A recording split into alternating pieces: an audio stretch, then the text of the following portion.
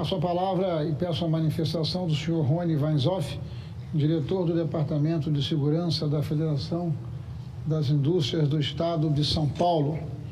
Vossa Senhoria dispõe de 10 minutos, mas naturalmente a coordenação será flexível para que nós possamos ter a contribuição de todos os nossos convidados.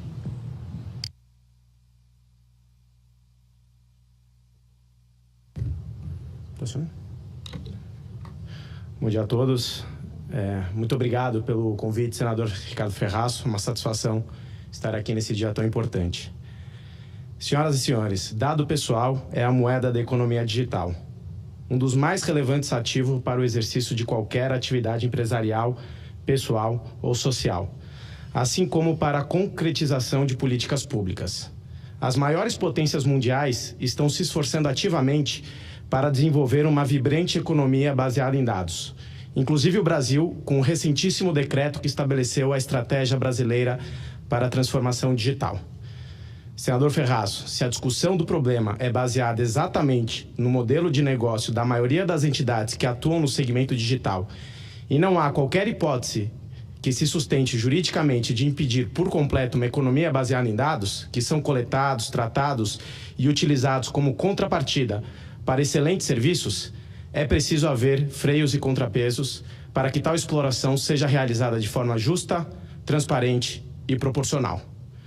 Quando enviamos um e-mail e recebemos em diversos canais propagandas justamente com promoções do assunto tratado, aos poucos começamos a perceber que isso não é uma simples coincidência. Quando wearables coletam inúmeros dados da nossa saúde para termos uma visão completa do nosso corpo e buscarmos uma vida mais saudável, começamos a pensar e temer se forem utilizados para finalidades distintas. Quando disponibilizamos a nossa biometria digital para acessar uma academia de ginástica, começamos a pensar que talvez não seja necessário deixarmos ser coletado um dado sensível assim apenas para essa finalidade.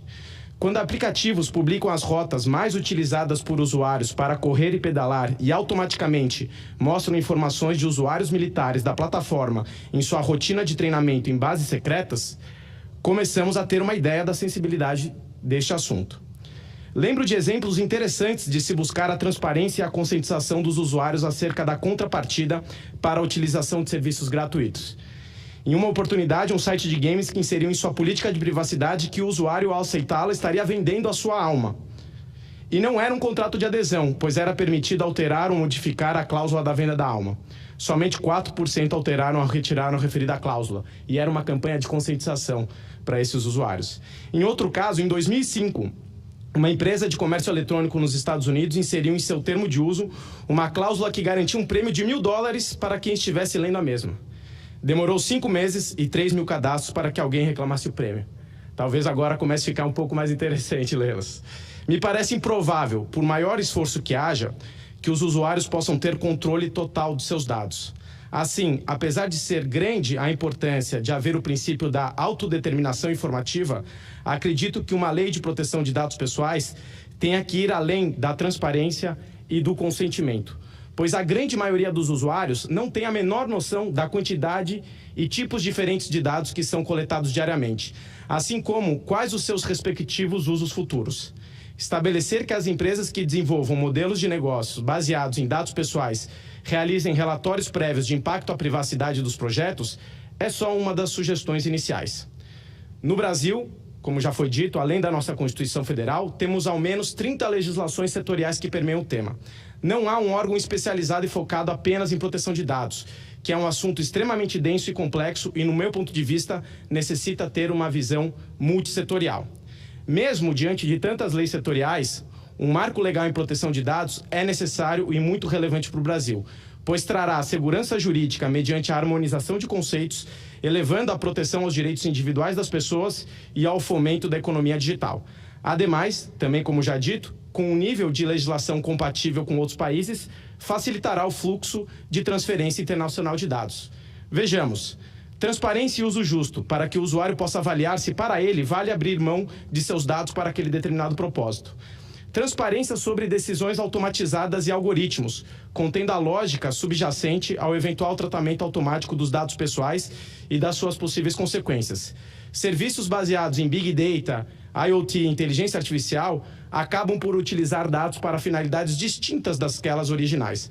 Assim, me parece que o princípio da limitação da vontade, chave na proteção de dados por muitos anos, atualmente, apesar de importante, pode estar desatualizado.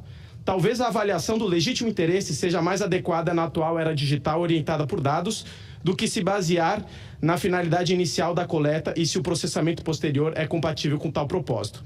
Isso não significa que a limitação da finalidade ou a minimização dos dados não sejam mais relevantes, mas somente que devem estar atrelados ao interesse legítimo e não ao objetivo original da coleta de dados. O consentimento expresso pode ser uma das formas, mas não a única de autorização, como o consentimento inequívoco e para determinadas finalidades, sob pena de inviabilizar novos negócios. Uma concepção coletiva da sociedade sobre privacidade torna-se cada vez mais importante, até mesmo do que o consentimento individual. Dados anônimos não são dados pessoais. Inclusive, conforme o relatório final do Plano Nacional de Internet das Coisas, a alternativa é que os dados sejam coletados de forma anonimizada e agregada, o que desconfiguraria sua natureza de dados pessoais. Data minimization, ou seja, dados pessoais devem ser adequados, relevantes e limitados ao necessário em relação aos fins para os quais esses dados são processados. Dados pessoais sensíveis, definição e possibilidades de coleta, tratamento e uso. Segurança da informação, privacy by design, data protection impact assessment. Explico. Dados pessoais devem ser processados de maneira a garantir a segurança apropriada. A proteção deve estar incorporada desde o início do projeto e é preciso realizar uma análise do ciclo de vida dos dados para avaliar potenciais riscos, principalmente em empresas ou negócios baseados em dados.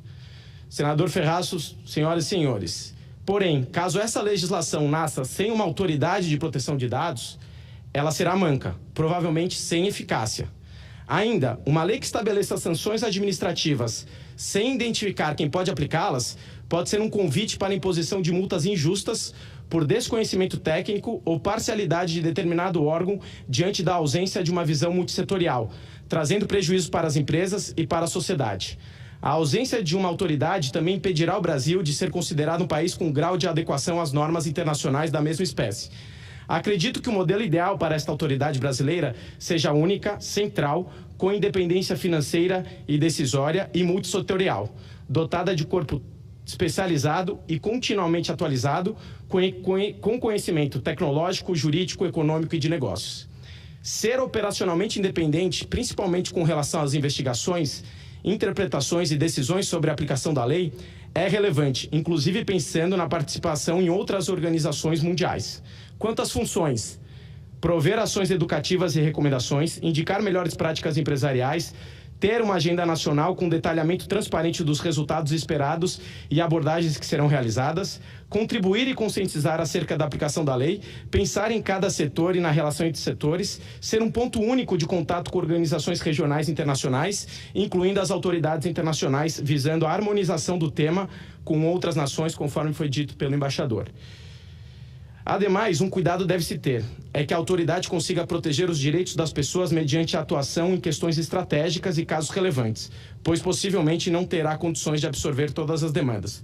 Senador Ferrazzo, mas talvez o ponto-chave em um país que está intensificando agora sua cultura de proteção de dados, sob pena de ausência de confiança do mercado na referida autoridade, seja priorizar um engajamento construtivo com a indústria e com a administração pública. Ao invés de inquisição e sanção, dar prioridade ao diálogo, apoio, mútua cooperação, orientação, conscientização e informação. Estimular relações abertas e construtivas com negócios que lidem com dados pessoais, primando pela boa-fé das empresas e nos seus esforços em cumprir a lei. Criação de ambientes para inovações responsáveis, como Regulatory Sandbox, ou seja, novos projetos são testados em atmosferas controladas, visando avaliar eventuais e futuras necessidades regulatórias, conforme o caso, mas a posteriori. Empresas que se esforcem em agir de forma responsável sejam encorajadas a demonstrar seus programas de privacidade, segurança da informação, códigos de conduta e gerenciamento do risco, visando gerar o reconhecimento do mercado por suas práticas, incluindo certificações, entre outros padrões de accountability. As sanções devem ser a última ratio, principalmente somente quando houver alguma violação dolosa ou práticas exponencialmente negligentes, condutas reiteradas ou extremamente graves. Sanções não devem ser a principal fonte de recursos desta autoridade, sob pena de legitimar contestações éticas, políticas e legais. Os recursos podem ser oriundos de uma proposta anual no orçamento, serviços com auditoria, treinamentos e ou publicações.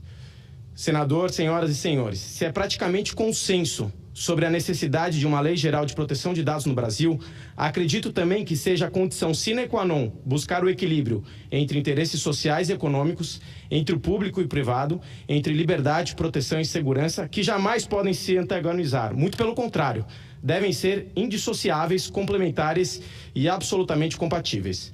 Tenho orgulho de lembrar que a Fiesp tem um histórico de contribuições para ambas as casas deste parlamento, desde o Marco Civil da Internet, o seu decreto regulamentador, assim como as recentes consultas sobre os projetos de lei de proteção de dados pessoais. Parabenizo Vossa Excelência, senador Ricardo Ferraz, pela sensibilidade ao requerer a presente sessão temática e cumprimento todos os parlamentares, colegas e profissionais aqui presentes na sua pessoa. É uma honra estar no Senado Federal discutindo esse tema. Muito obrigado e fico à disposição. Nós aqui agradecemos a Vossa Senhoria pelas contribuições que eu solicito que possa ser direcionado à mesa para que nós possamos estar considerando.